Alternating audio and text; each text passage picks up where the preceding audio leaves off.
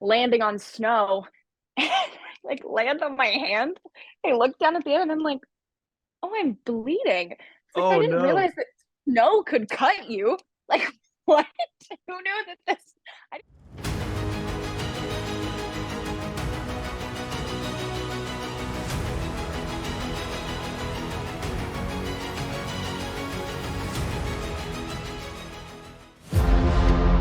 Last Christmas still haunts me.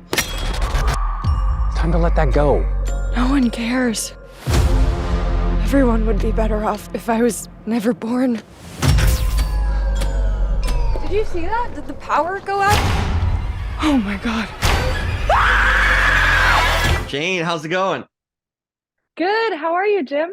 I'm doing all right. Getting ready for this whole holiday season coming up. Oh, I understand that. Any big plans for you? Are you like a holiday person? Kind of. I feel like I'm more of like a Christmas Eve type of person. I like the anticipation more than I like the actual thing. I That's think also why I that's like Thanksgiving because it's I like, think that's well Christmas said. right I around the think the corner. prep for everything is so much better than the actual event or the day of. Right? Um, Right? And just like Christmas the season is traditions. Yeah. yeah, Yeah. I love Yeah. that. Yeah, I'm actually going up to Portland to visit my best friend for Thanksgiving. So I'm really excited about that. Well, that's very cool. Yeah, there you go. And you're done already with dodging, murder cases and Yeah, trying to find yourself in the world again and no one's I recognized. can rest. What I spoke to Tyler a couple of weeks ago, and what an awesome concept. I mean, it's like you have the classic, obviously, It's a Wonderful Life, but first of all, were you a fan of that film to begin with, too? Because it's sort of a Christmas classic in itself. Oh, absolutely. I've probably seen It's a Wonderful Life 100 times, 10 of those times for this film.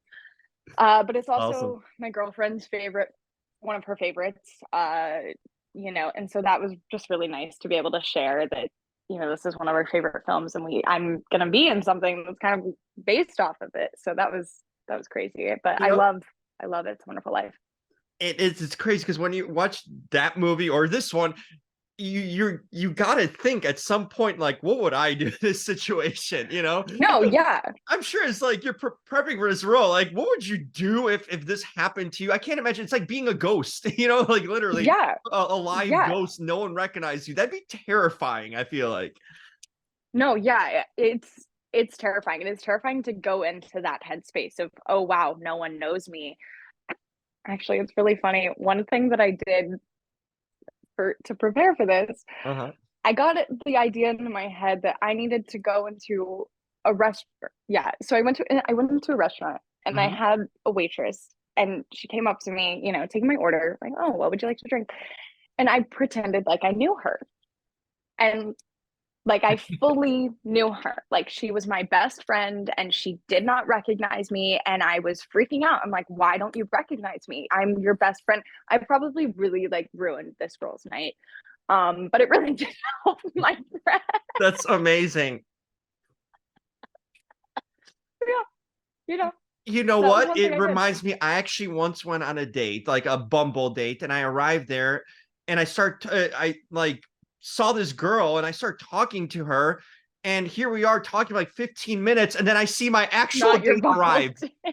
It was like she thought I was someone else, and I think she was waiting on a date too. So we Oh both, my for god. some reason, oh my gosh, and she looked a lot like the actual date. So I thought it was her actually. So we just started chatting, and I'm like, she's talking about studying for like a history test. I'm like, I know you do history and all that. It was amazing. So yes, That's this does good. happen actually, when Yeah, people don't think you are who you are, but yet they'll talk to exactly. you and they'll kind of go along with it. So Yeah, no, she was like, I don't really think we've met. And I was like, you know me. Like, and like Winnie is like, you know me. that's amazing. By the way, the Yeah. town you guys shot in looked very Christmassy. I mean, the sets were done great too. So Did it feel kind of nice to do it? Where'd you shoot it? It couldn't have been a soundstage or anything, right? No, we shot in Vancouver, kind of all over, Nice. mainly in Langley, slash Surrey. There was no snow on the ground actually at that time of year in Vancouver. They went around to, I'm sure you're familiar, hockey is a big thing in Yeah, totally. Canada. Yeah, so they would go around to the different hockey ice rinks and take the snow that they had like plowed off the top each night, Yeah.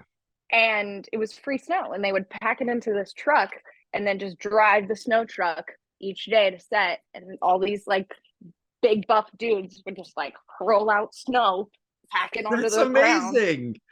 and then if they had any left over on the ground that like still looked good, they would put it back in the truck and then go to the ice rink again, pick up more. Crazy. That's so cool. What a behind the scenes story. So Liz, I actually know. somewhat like real cold snow, not just like fake, Yeah. plastic snow or cotton snow or whatnot. Oh, that's cool. Yeah, there's one part where I killed we all know this. I killed the angel for the first time Yep. in, original Winnie, first 20 minutes of the film. Sure. And Jimmy and I go back and we're, you know, landing on snow and like land on my hand. I look down at the end and I'm like, oh, I'm bleeding. It's like I Oh didn't no. realize that snow could cut you. Like what? Who knew that this? I didn't grow up in cold weather. I'm not used to this. Uh-huh. Huh? I have a little scrape there because snow apparently can fight back. And burn you too at the same time, Yeah, So yeah, don't mess with freezing hot. What's going on? Oh, that's awesome. Well, so many there's a whole movie, it seems like, of the filming of this too, that could have been made. Unbelievable. Another thing, it was here, that villain. I mean, you talk about the all white mask. It's like an anti-horror villain because all you think of like these villains are all in like dark or black. This was like Yeah, a yeah. bright all white one. Was it kind of weird and freaky at the same time to see that? It's just like the opposite of the horror trope in a sense, but also freaky in its own way because it's so different.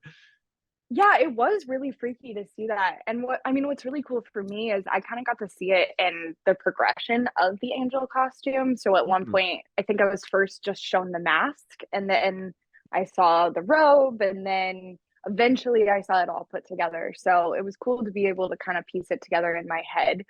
And then when I saw our angel, our stunt guy, the day on set when I first saw him in its entirety, it is scary. It is, it's unnerving. It's almost Yeah. like a Christmas, like ghost face. Oh It's yes, that's weird. well said. Yeah, yeah. Uh, but the other thing that was just so, annoying is that our stunt guy was the nicest person on the planet. Of course, they I'm like, always are. All the horror how am I villains, like, supposed to run away from you? How, you're like asking me at the end of each take, are you okay? Don't do that. yeah. Imagine my surprise was like, when I met Robert England, Freddy Krueger. Couldn't have been a nicer guy, like Literally, why- like it's always the nicest ones that freak you out, in these it films. is. It is. Amazing, well cast in that case. Well, I'm gonna wrap by asking, obviously I'm a huge fan of Yellowjackets, who isn't? And I wonder, like, being on a big show that everyone's like a fan of, do you become a fan yourself, or like how do you view the spectrum of it? I always wondered, as someone who's on like a great show that everyone watches but you're part of it, are you a fan yourself, or are you kind of like living vicariously through the people who are fans? What's the take on it?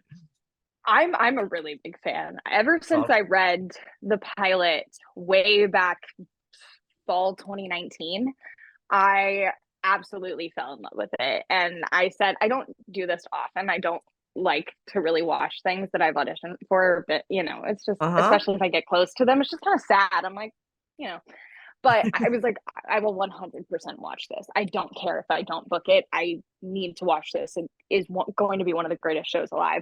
So I was immediately a huge fan. And then when I booked it, I was like, you know, this is going to be amazing. But what's crazy is they really don't. I mean, obviously, I don't know anything Yeah. anymore.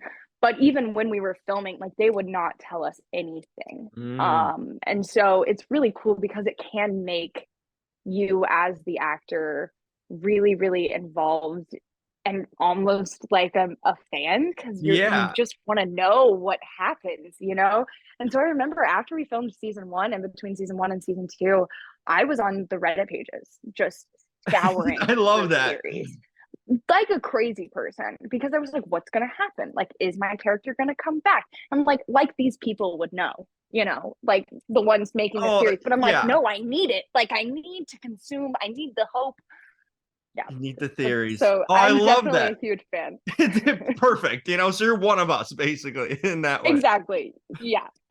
Well, this was a fun film. I love a Christmas and a slasher and all at once. You know, it's perfect time Mm-hmm. for this time of the year too. So you did well. Your character did well. Thank I you. say through all the hoops that that had to be jumped through. So good job Yeah. on that. I'm a fan of your work. Looking forward to the next thing for you, and enjoy Thanksgiving and the holidays. Thank you. You too. Thank you so much. Talk to you soon, Jane. Yeah. Bye bye.